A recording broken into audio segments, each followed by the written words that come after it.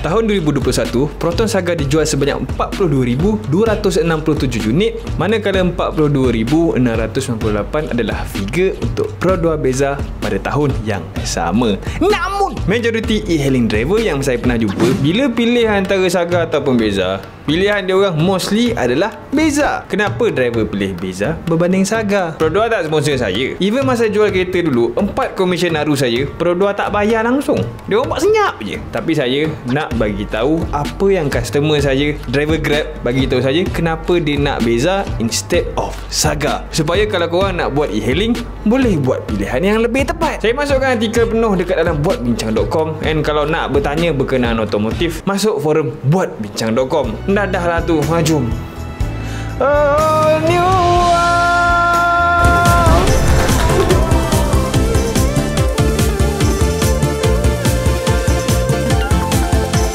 tak kira lah sama ada Beza ataupun Saga, kita nakkan kereta kita wangi sepanjang masa. Yelah, nak jadi driver, customer mesti nak wangi-wangi.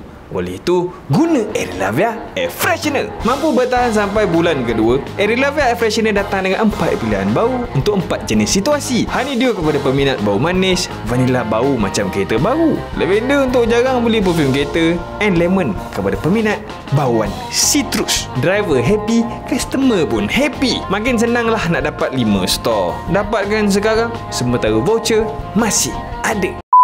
Dua perbezaan ketara Beza dan Saga sebelum ni adalah Saga diguna CVT transmission and Beza diguna 4AT. Orang biasa cakap Saga laju. Memang laju pun, tapi atas hari tak. Sebab CVT conventional, dia punya nature tu dicipta untuk convert engine power in plane manner. Instead of gigi biasa, dalam CVT, gearbox tu dia guna 2 pulley and steel bed and adjusted accordingly mengikut speed yang kita nak. Kalau macam 480 lah kan, kita kena rev, tukar gear. CVT tak ada. Dia plain je daripada low speed sampailah ke high speed.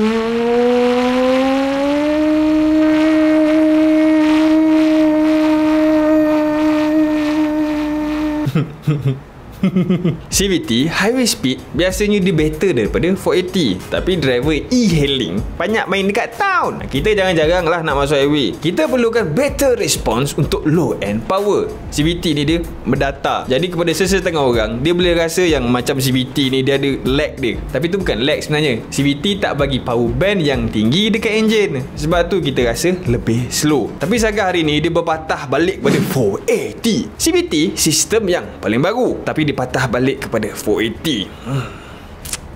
Macam ni. Saga yang datang dengan CVT adalah Saga daripada tahun 2011 ke 2019. Jadi driver e-hailing yang nak bawa kereta sehari suntuk mesti nak juga power lebih sikit kan. Avoid Saga 2011 ke 2019. Beza dulu dan kini masih menggunakan 480. Adakah dia akan guna di CVT macam Myvi Ativa pada masa hadapan? Kita tak tahu lagi. Tapi nice lah juga bila ada di CVT dekat Beza. Sebab bukan driver e-hailing je nak pakai Beza, orang lain pun nak pakai juga. Plus, di CVT secara keseluruhan lebih baik daripada Proton punya CVT. Bila bercakap pasal e-hailing, ruang tu memang penting. Beza punya boot space 508 liter, Saga 420 liter. Beza dia ada 82 liter boot space yang lebih luas daripada Saga. Kalau customer punya luggage banyak, for sure lah Beza ada lagi advantage. Beza ada wheelbase yang pendek sedikit saja daripada Saga, and Beza lebih tinggi daripada Saga. Medium spec Beza memang kita tahulah lebih mahal daripada medium spec Saga. Namun Beza berat dia 140 kilo lebih ringan. Dia punya standard rim pun dah 15 inci instead of 14 inci dekat Saga. Beza dia guna electric power steering, tapi Saga dia still guna hydraulic. Walaupun kereta lebih berat, kiranya Beza sebenarnya lagi safety. Plus, Beza ada traction control, Saga tak ada. Lampu Beza pula LED, Saga still guna halogen. CVT dia punya operation dia tak ada overrev daripada power band dia. Dia duduk dekat takat tu je. Disebabkan karakter dia, CVT lebih fuel efficient daripada 480. Bermakna Saga CVT sepatutnya lebih fuel efficient daripada Beza. Tapi itulah, Final reading, Beza consume cuma 4.7 liter per 100 meter. Tok Duta ni sampailah ke Tok Senawang, Beza pakai 4.7 liter minyak. Ini amount yang paling teruk ya. And Saga jarak yang sama, tapi dia consume 6.7 liter minyak per 100 km drive.